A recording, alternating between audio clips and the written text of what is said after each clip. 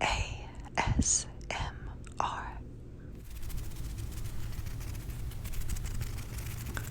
Hey. Hi. Hey there. And welcome back to my channel. I'm very happy to be back here chatting with you guys today.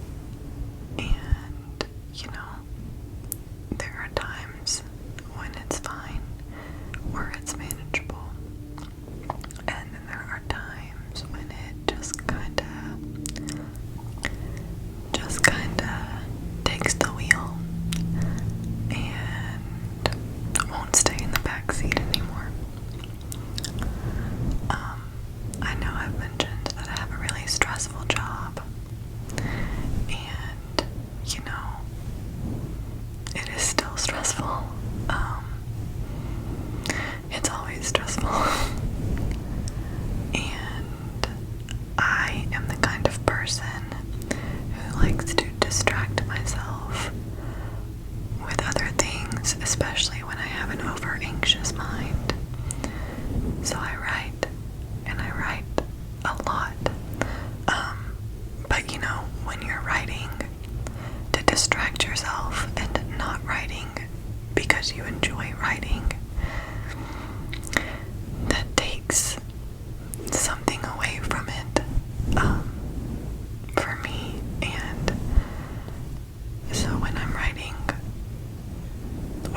whether it's one of my novel manuscripts or a poem, I want to write because I want to, or because I'm in the mood to express myself, or because I have a story to tell. I don't want to do it simply to distract my mind. I don't know. Maybe that doesn't make any sense, but I don't want to take anything away from what that means for me by forcing myself to do it because I feel like I need to. And then I mentioned, when I started this channel, that watching ASMR was one way that I managed my anxiety.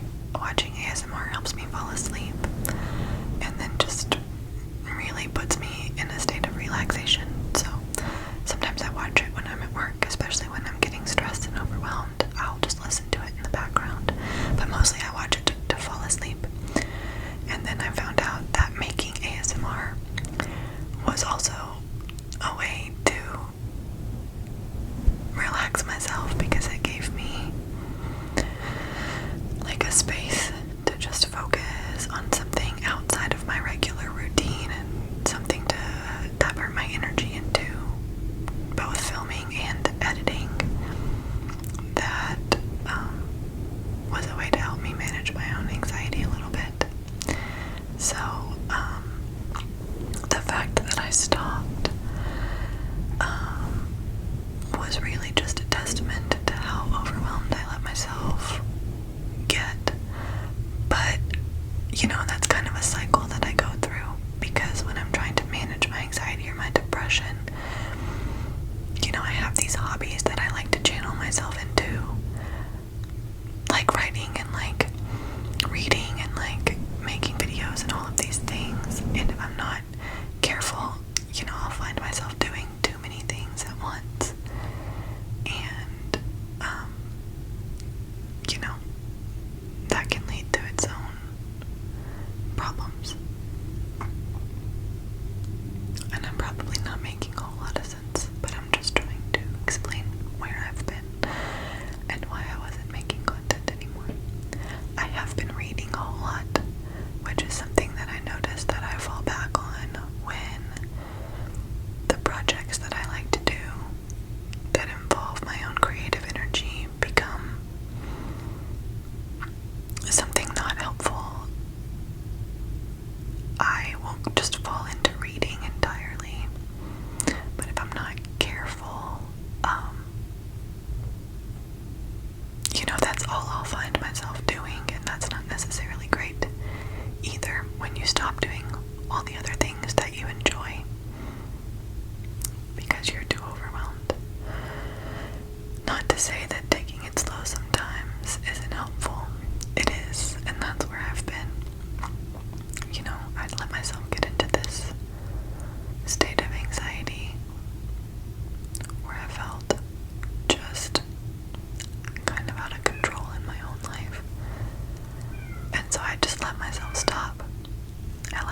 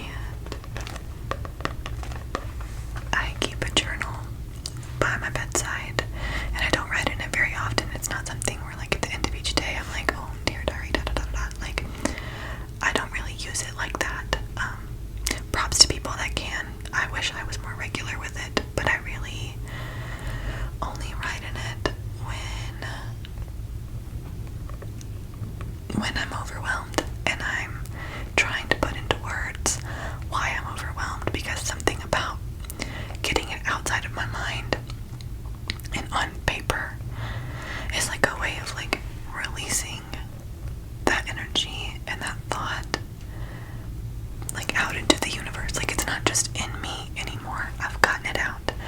And being able to organize those thoughts or those feelings to a point where I can put them on paper. Like at that point, it's like I've processed, you know, like I've been sitting with it for however long, with it inside, with me trying to figure out what it is that I'm feeling or what's got me so overwhelmed that by the time I can put it on paper here, like it's pretty much processed, and now I'm letting it go and trying to reckon with it and move on.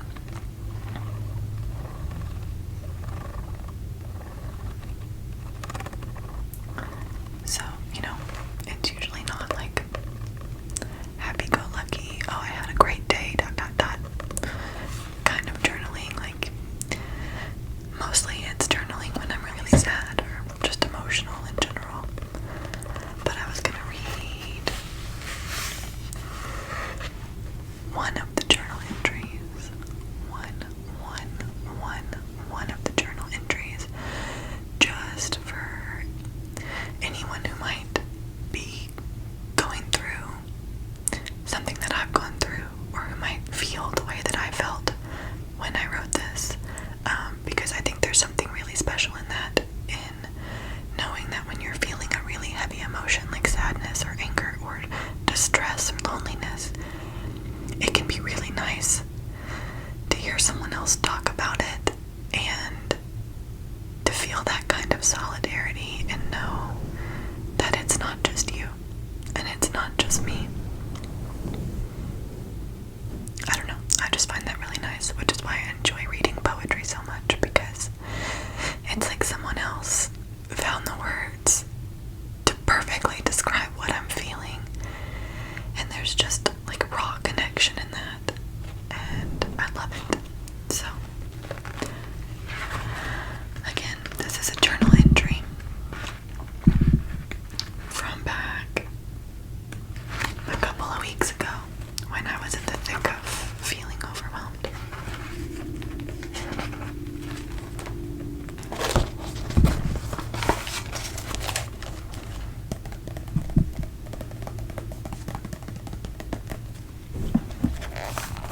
Okay,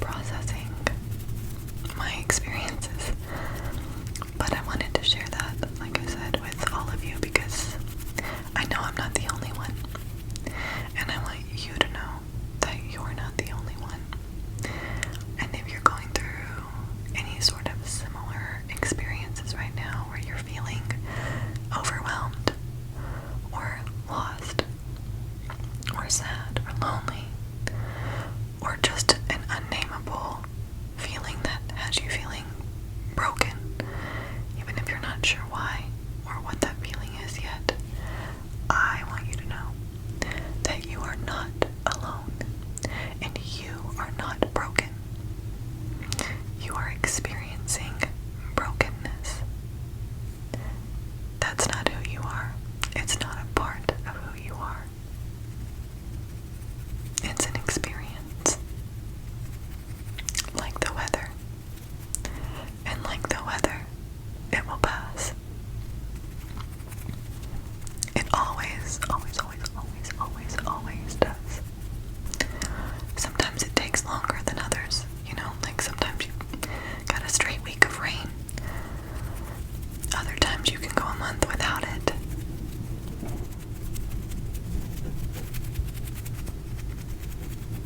But I just want to make sure you know that no matter where you are, no matter what you're feeling, no matter what you're going through, you are not what you're feeling. You are not broken. It's an experience that you're having. This too shall pass.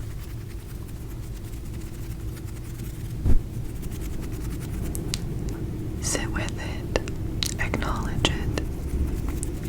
Let it be what it is. And then let it go when it's time to.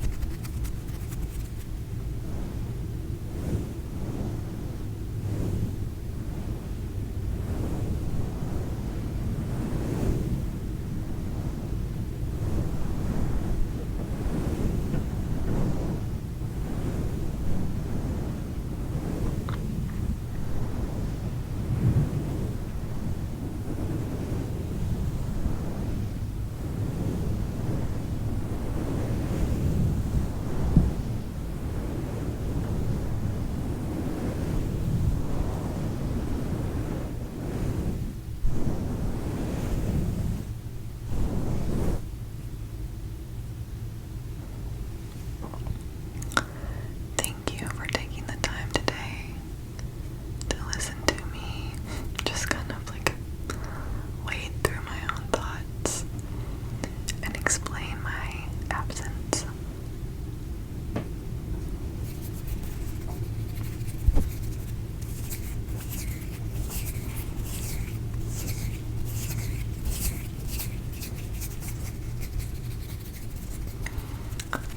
I hope that it will not be much longer before I start uploading more regularly again. I mentioned that I've done a lot of reading, so I have a lot of book videos that I could do. Unfortunately, I read a lot of them on my Kindle, but I do have a couple in person, or like a couple physical copies, so I can film some book of the month videos for you guys. I probably should do a couple in 1 month to make up for my absence.